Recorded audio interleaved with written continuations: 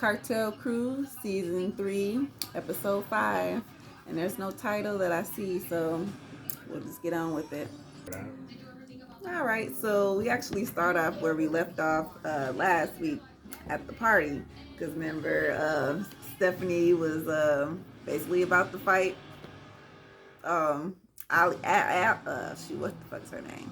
Ali. Because I be trying to call her Ali. Okay, so anyway, because it's Ali. Ali, right? Okay. So basically, we start out right there. The producers, remember, they was trying to get everybody together. So they pull Ali outside. They like, look, you sit on the porch, and then you apologize from there. But we're going to make her stand at the car. So she stayed at the car, and she just like, okay, I'm going to hear you out, so just go ahead and talk.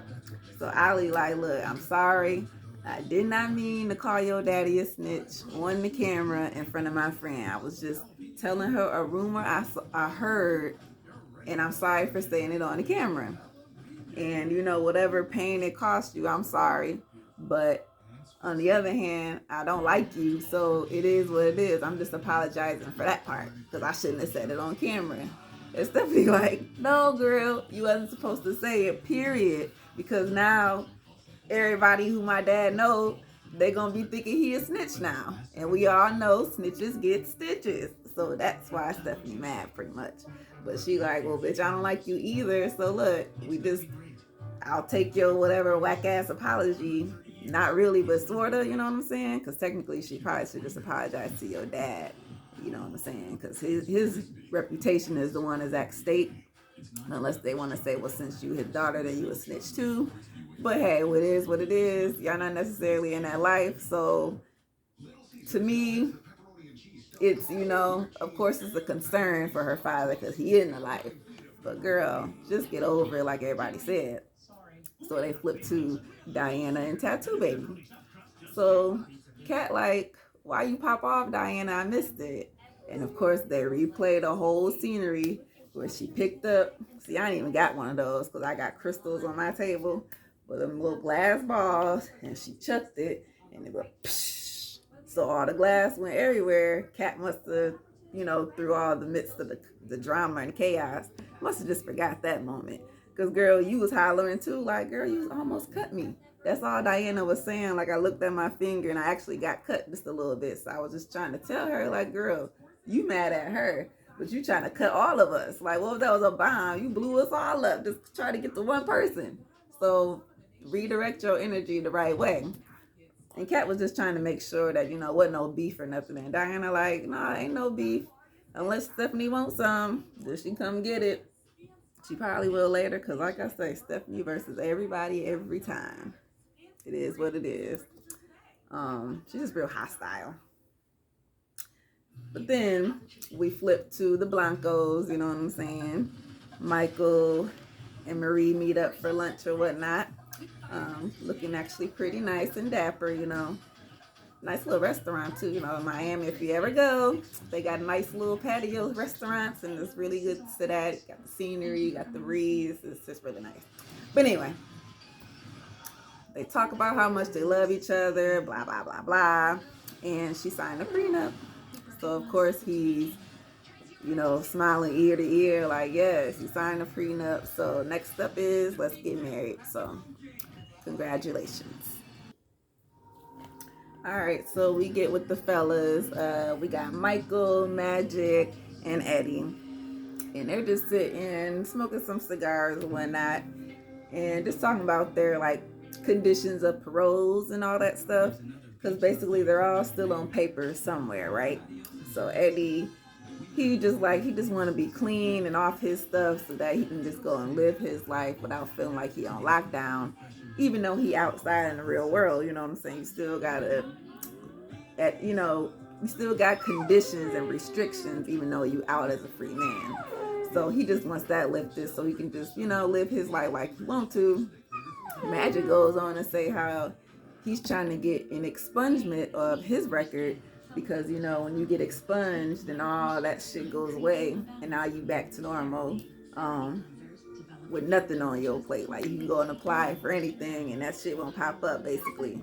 That's what he's trying to do. But of course that takes some work and some time because it don't come easy. They just don't say, all right, ooh, perfect, you get wrote off. No, they like to keep people on papers because guess what? One day your ass just might be back. Because why? Who knows? You technically are a criminal, or maybe you really changed and you won't be back. But they just always like to hold stuff over your head. It is what it is.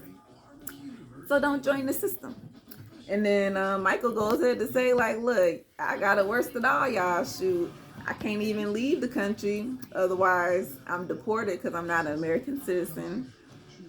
And since I'm here, I got to make sure I do all these certain things. Like I got to redo certain licenses every year. I can't do this because of this. Just only because, of course, he got in trouble by himself. But, you know, his parents both, not just Griselda. You know, Griselda was obviously a drug lord in her own right. But his dad was, if I'm not mistaken, Escobar's homeboy. So he got both blood in him, and he, you know what I'm saying? U.S. ain't playing. Of course, they gonna watch him like a hawk, cause we don't know. You might turn, you might turn back to, you know what I'm saying, your mama ways, but look, but he living straight, so it is what it is. Maybe when he married Marie, he'll get some type of American citizenship. All right, so we flip to Salome and Diana. Of course, remember Salome is Betty. So Diana invited Betty to come to her house because, you know, her older kids have just been a little reckless. Mainly one, her daughter.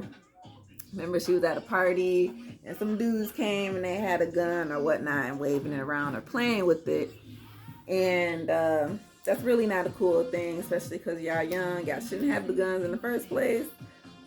She shouldn't be around it. Y'all shouldn't be playing with it. And you know what I'm saying? Accidents can happen. Case in point, Betty. Betty's sister had an accident when she's hanging out with some friends. Somebody had a gun. Gun goes off. The sister is hit. The sister has passed. So she's just trying to explain to them, like, look, we didn't expect this stuff to happen to my sister. Of course, my sister didn't expect that to happen. Like, they were just hanging out. They were just having fun. But guess what? Boom. Now we got to live with the consequences that happen, you know what I'm saying, of that situation. And it's not the best. It's not the easiest. It's actually pretty hard, you know, going every day without seeing somebody that you would normally see. So, basically, you know, the kids are listening. She got all four of her babies sitting there listening, you know, because she do have 4 children. And they all pretty much understand, I hope, and they got the message. So that was kind of cool. Message for the world and for any children who's actually watching the show. Do not play with the guns. All right, so Stephanie is throwing this nice little bridal shower for Marie, and it's gonna be like a teacup, British tea kind of setup, kind of just like Family Karma the other day. They had like their happy hour, and everyone wore their fascinators and everything for, you know, cucumber sandwiches and cookies and whatnot, and tea, of course, or maybe drinks for them happy hour. But anyway, it's very, very pretty. It's going to be hosted at Stephanie's mother's house. So, of course, Stephanie pulls her mom to the side before everybody comes. And basically tells her mom, like, look, I've been going off on these girls. I've been tripping. I've been basically fighting. And I just feel bad because it all stems back to her dad, right? So her mom is like, look, you need to get over whatever it is that your dad, all that stuff, please get over it and then move on, because you will feel so much better, because it's not like your weight to bear or nothing. That was my husband. That was my man. Like, what do you, like, you're doing too much, honestly. And her mom just tell her, yeah, move on, forgive and forget.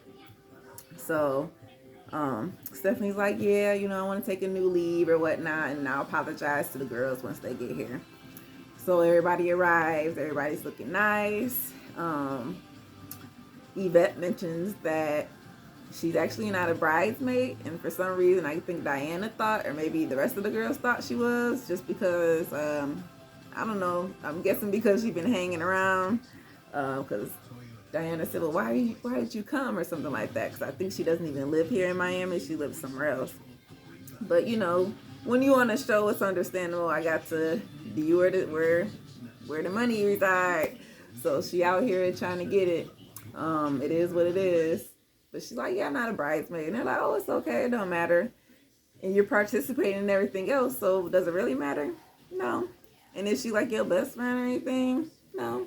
Like, just because you're on a show don't mean that it just happens like that. But, okay.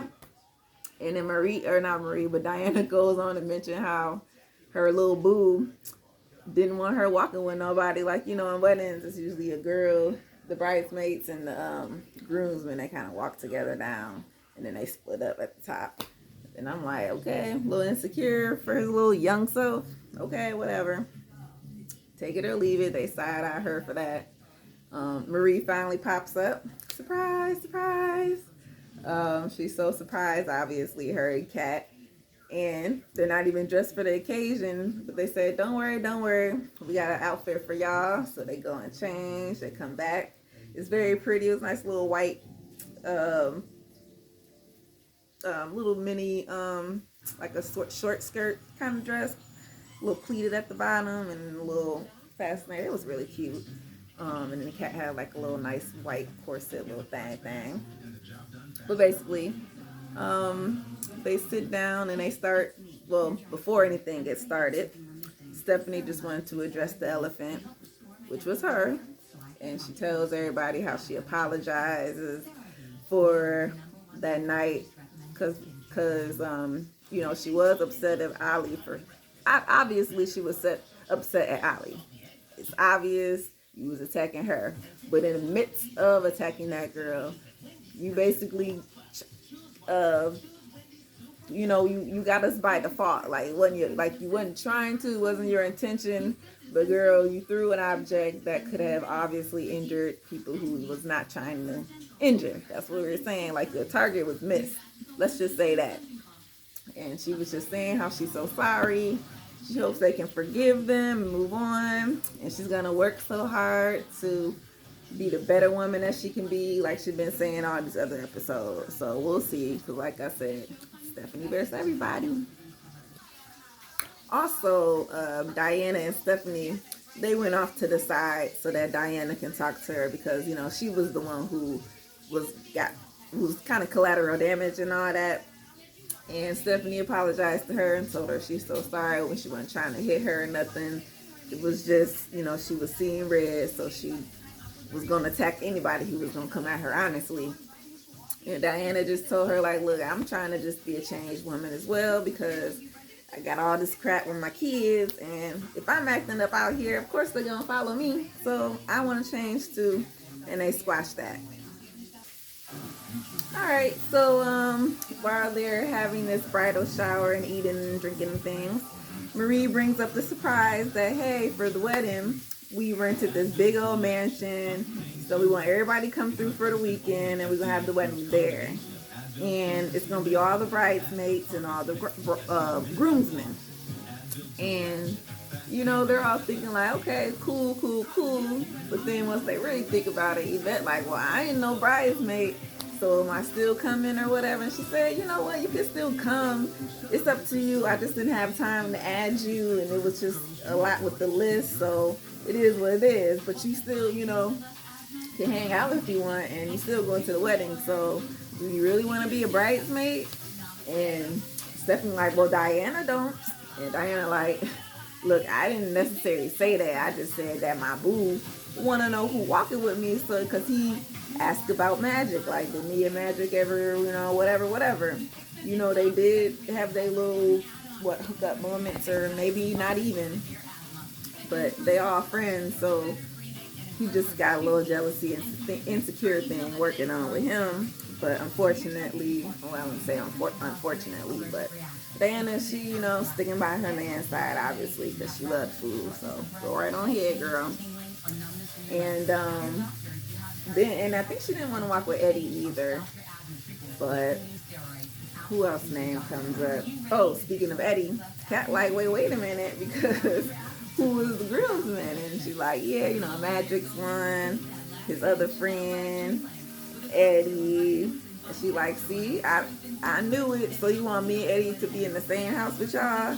Like, we cool and everything, but what happens if I get drunk or something and he gonna be writing about me about that, putting it in his, I'm gonna say video, fuck that documentary, bitch, video, talking about she a drunk mom or some bullshit or whatever, like to party all the time. And they like, well, it's the same thing. What if he go get plastered and act the fool and get loud and whatever. And then, you know, Betty like, man, forget that stuff, man. Throw his ass to the pool. We ain't worried about Eddie, girl, Cat. Forget it. You ain't even gonna think about him. Yeah, and then now, see, I can't even walk around in my little shorts and stuff. I gotta bring my grandma stuff. See, right there, you already talking like y'all gonna hook up at the dang house. Cause see, Cat, obviously, see, I don't know. She probably just still, if it's possible for him to do that, then yeah, you should probably be there. But if it ain't no possibility, bitch, you can do what the hell you want to. Cause who is he, right? That's what you keep saying. Okay, girl. Okay. So now she all nervous. It'll be all right, though. Y'all gonna have fun. All right. So, basically, you know, Maria go back to Michael and talk about the whole party and everything. It was wonderful. It was beautiful. And then she said, but there was only one thing that was just a little off, and that was Diana. So she like, well, see, Diana is the bridesmaid, right? But she got this boyfriend, and the boyfriend don't want her to walk down the aisle with nobody. So how's that going to work?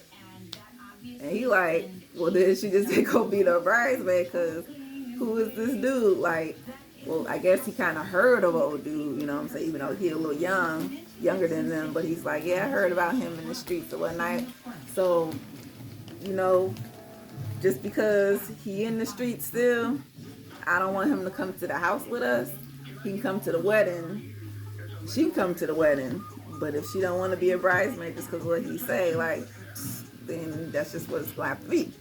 She's like, no, because that's my friend, you know, trying to beg or whatever and plead. And he like, no, look, because basically I'm not going to have nobody new around my crew like that, especially if he feeling some type of way before he come up in there about everybody here, you know what I'm saying? Because basically he's feeling some type of way about me, and I'm about to marry you, you know what I'm saying? Does that mean I'm trying to be with her too? Like, nah. He said, I ain't going to have it. I ain't going to be with it. And it is what it is, you know?